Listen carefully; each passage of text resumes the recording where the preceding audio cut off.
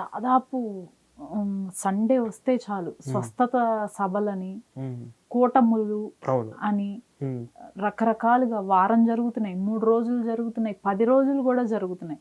దానిలో విపరీతంగా వ్యాపారం, ఆయిల్స్ అని, కర్చీఫ్లని, రొట్టె ముక్కలని, సంథింగ్ ఏవో అసలు ఏంటేంటో పేర్లు తెలియనివి అన్ని పెట్టేసేసి అమ్మేస్తున్నారు. అక్కడ విపరీతమైన డ్రామా ఆ స్టేజ్ పైన. జస్ట్ హల్లెలూయా అంటేనో లైక్ సంథింగ్ ఏవో హోలీ వాటర్ ఆరెల్స్ ఏవో ఇలా చల్లగానే కాళ్ళు రాని వ్యక్తి పరిగెట్టడం, మాటలు రాని పర్సన్ మాట్లాడటం, ఈ డ్రామా అంతా స్టేజ్ పైన చూస్తున్నాం. అవును మేడం, ఇది ప్రభుత్వ వైఫల్యం అని చెప్పుకోవచ్చు. ఎందుకంటే ఇదంతా drugs and magic act, black magic act కింద వాళ్ళందరినీ కేసులు బుక్ చేయాలి. అసలు ఈ మానవ హక్కులు కానీ ప్రభుత్వాలు కనుక కఠినంగా ఉంటే అసలు వీళ్ళు ఇలా ధైర్యంగా చేసేవాళ్ళు కాదు.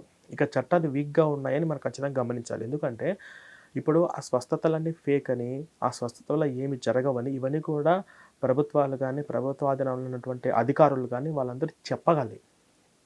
ఇప్పుడు వాళ్ళు నిజంగా చేయగలిగితే వాళ్ళందరికీ కూడా అమాయకులు, వాళ్ళకి స్ప్రెడ్ అయిపోతుంది. ఇప్పుడు మనకు మ్యాజిక్లే అవసరము, అందుకే బాబాలకు ఉన్నటువంటి పేరు సైంటిస్టులకు లేదు.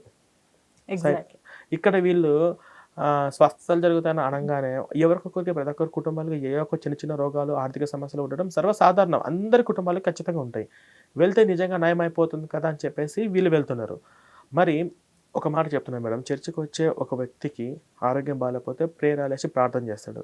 అది తగ్గిపోతుందనే నమ్మకంతో, మూఢనమ్మకంతో వాడు అలాగే ఉంటే ఆ రోగం ముదిరి తీవ్ర స్థాయికి చేరి వాడికి ప్రాణాలు కూడా పోయే సిచ్యువేషన్స్ చాలా ఉన్నాయి.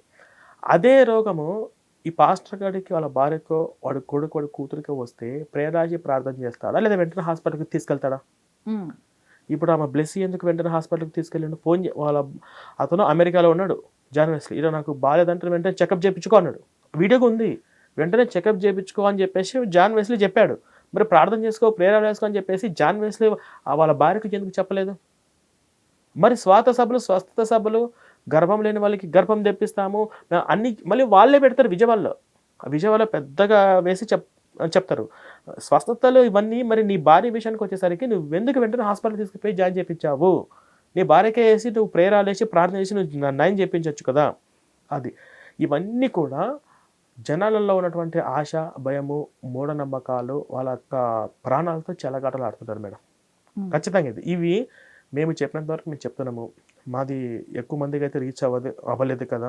ఇవి ఖచ్చితంగా ప్రభుత్వాలు డ్రగ్స్ అండ్ మ్యాజిక్ యాక్ట్ కానీ, బ్లాక్ మ్యాజిక్ యాక్ట్ కానీ ఇటువంటి వాటి మీద ఏ సెక్షన్తోనే ఆ సెక్షన్ కింద కేసులు బుక్ చేసి ఈ స్వస్థత సభలు అంటే వాళ్ళ బైబిల్ గురించి, యేసు గురించి చెప్పుకోవడం వేరు, రోగాలు తగ్గిస్తాము మా ప్రార్థనకు రండి అని చెప్పడం వేరు. మరి రోగాలు తగ్గిస్తామని అనుకున్న వాళ్ళు ఈ పాస్టర్ అందరూ ప్రేరాలు తీసుకొని హాస్పిటల్కి వెళ్ళొచ్చు కదా. అంతెందుకు, మన కరోనా వైరస్ వచ్చింది, సుమారుగా 1500 మంది పాస్టర్లు చచ్చిపోయారు. మరి వాళ్ళ పాస్టర్లు కూడా వాళ్ళందరూ 1500 మంది పాస్టర్లు సుమారుగా ఈ 2 తెలుగు రాష్ట్రాలు చచ్చిపోయారు. మరి వాళ్ళ పాస్టర్ ఎందుకు నయం కాలేదు అలా చేయగలిగితే? కాబట్టి ఇది మొత్తం ఫ్రాడ్, మొత్తం ఫేక్. టోటల్ వరల్డ్ వైడ్గా ఉన్న అతిపెద్ద పర్సంటేజ్లో బిగ్ క్రిస్టియానిటీనే ఉన్నారు కదా. మరి అట్లాంటి మతానికి సంబంధించి మీరు చాలా ఎలిగేషన్స్ వేశారు. లైక్ అంటే చాలా తప్పులు ఉన్నాయి వాళ్ళ గ్రంథంలో అని, అసలు వీళ్ళకే క్లారిటీ లేదు అని, ఇంకొకటి ఒకదానికి సంబంధమే లేదు, ఎన్నో వీళ్ళ దానిలోనే ఎన్నో శాఖలు ఉన్నాయి అని కూడా చెప్పారు. ఏంటండి ఒక్కసారి క్లారిటీ ఇవ్వండి. అంటే క్రైస్తవ మొత్తము ప్రపంచవ్యాప్తంగా ఎలా విస్తరించింది అని మనం చూసుకుంటే కోట్లాది మందిని నరికి చంపి మతం విస్తరించింది. అది చరిత్ర ఈజీగా చెప్తుంది. మన భారతదేశంలో హిందూ సంస్కృతి ఉన్నట్టు ఆయా దేశాల్లో ఆయా రకాల కల్చర్లు ఉండేటివి. ఆ కల్చర్లన్నీ కూడా వరల్డ్ వైజ్గా మొత్తం ఆ మతమే ఉండాలని చెప్పేసి ఈ రోమన్లు, ఈ బ్రిటిషర్స్లు, పోర్చుగీస్ వారు, డచ్ వారు కానీ ఆయా ప్రాంతాల్లో ఉన్న వాళ్ళందరూ కూడా ఈ మతాన్ని ప్రపంచవ్యాప్తంగా విస్తరించడం కోసం కోట్లాది మందిని చంపారు, ఆయా సంస్కృతులు నాశనం చేశారు. మన దేశంలో కూడా హిందువుల మీద దాడులు జరిగాయి, హిందువుల మీద, అవన్నీ కూడా మన చరిత్ర చెప్పుకుంటూ పోతున్నాం. కానీ ఈ మతంలో మొత్తం మీద ఇప్పుడు ప్రెజెంట్ ఉన్నటువంటి ఈ టైంలో ఈ మతం ఏంటని తెలుసుకొని ఒక్కొక్క దేశం రికవర్ అవుతూ ఉన్నాయి. ఆ అమెరికాలోనే కొన్ని రాష్ట్రాలలో బైబిల్ బ్యాన్ చేసేసారు. ఇది ఎక్కడ మతం విస్తరిస్తుంది అంటే చదువు లేని చోట, అజ్ఞానుల చోట మాత్రమే ఇది విస్తరిస్తుంది. ఆఫ్రికాలో క్రిస్టియానిటీ ఉంది. ఆ దేశం ఏం బాగుపడింది? రోజు ఆకలితో పిల్లలు 30 మంది చచ్చిపోతున్నారు. అక్కడ క్రిస్టియానిటీ బాగా మెజారిటీగా ఉంది. ఇప్పుడు చాలా చోట్ల చర్చిలు అమ్మకాలకు వచ్చేసాయి. చాలా చోట్ల చర్చికి ఎవరు వెళ్ళట్లేదు. ఇంకొన్ని చోట్ల బైబిల్ బ్యాన్ చేశారు. ఆ క్రిస్టియన్ కంట్రీనే, వాళ్ళు క్రిస్టియన్సే, కానీ వాళ్ళు ఆ మతాన్ని ఆచరించట్లేదు. ఎక్కువగా నాస్తికులు ఉన్నటువంటి మతం కూడా ఈ క్రిస్టియన్‌లోనే ఉన్నారు. అసలు దేవుడు లేడు అని చెప్పేసి పుస్తకాలు రాసింది, ప్రపంచాన్ని బిగ్ బ్యాంగ్ ఇయన్ని ప్రయోగాలు చేసింది కూడా ఆయా మతంలో ఉన్నవాళ్ళే. ఇట్లాగా ఇప్పుడు ఈ మతము మొత్తం మీద మనం చూసుకుంటే ఇప్పుడు ప్రెజెంట్ ఈ ఒక్క బైబిల్ మీద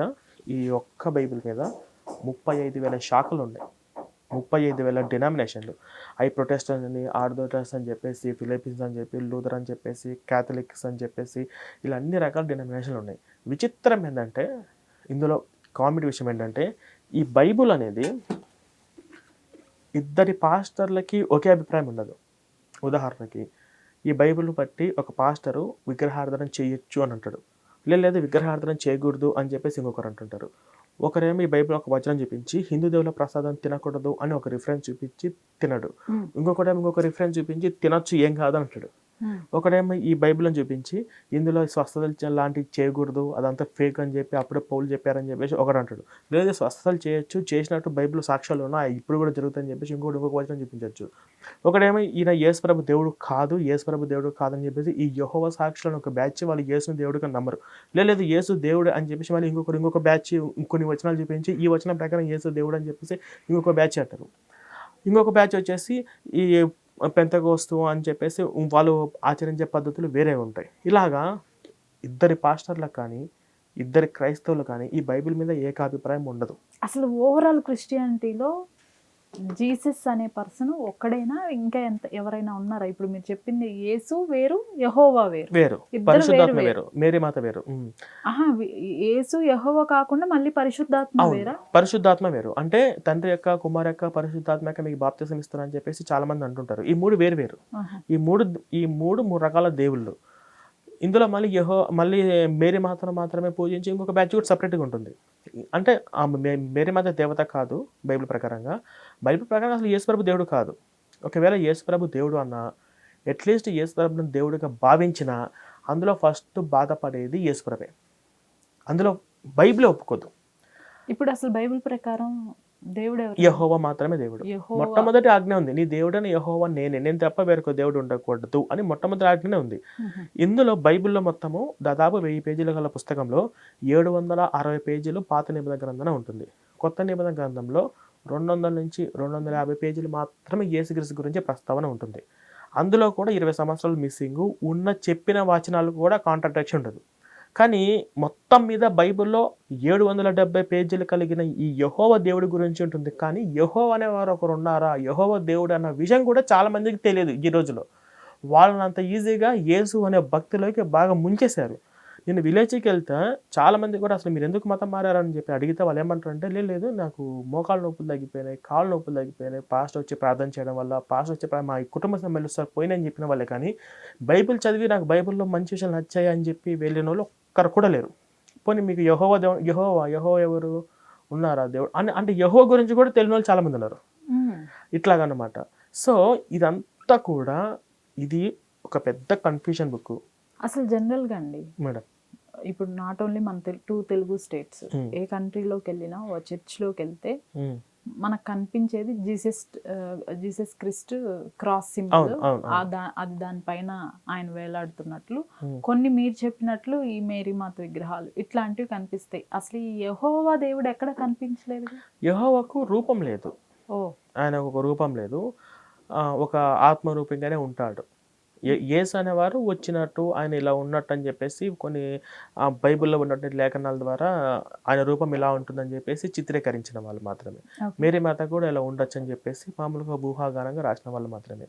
యెహోవా అనేవాళ్ళు ఒక ఆత్మ రూపంగానే బైబిల్ ఉన్నాడు. కాబట్టి అంటే మేడం, బైబిల్ అనేది ఇట్స్ కలెక్షన్ ఆఫ్ బుక్, అనేక రకాల పుస్తకాల సముదాయం. ఇప్పుడు యేసుక్రీస్తు ఉన్నటువంటి 12 మంది శిష్యులు, తర్వాత పౌలు, కొరింథీయులు ఇలా కొంతమంది వచ్చారని, కొంతమంది పత్రికలు రాశారని, మొట్టమొదటిగా బైబిల్ హిబ్రూ భాషలో ఉందని, హిబ్రూ భాష నుంచి ప్రపంచంలో వివిధ భాషలకు తర్జుమా అయిందని, ఆ తర్జుమా అయ్యే క్రమంలో కొన్ని పుస్తకాలు తీసేశారు, కొన్ని పుస్తకాలు కలిపారు. అలాగని ఇప్పుడు ఉన్నటువంటి ఈ 66 పుస్తకాలు వేరు, గతంలో కొన్ని పుస్తకాలు తీసేశారు, లేదంటే ఈ 72 పుస్తకాలు అని చెప్పేసి ఇలాగ మొత్తము బైబిల్ ఎవరు రాశారు అనే దాని మీద లిఖితపూర్వకమైనటువంటి ఆధారాలు ఇప్పటికీ లేవు. చరిత్రలో ఎక్కడా లేదు.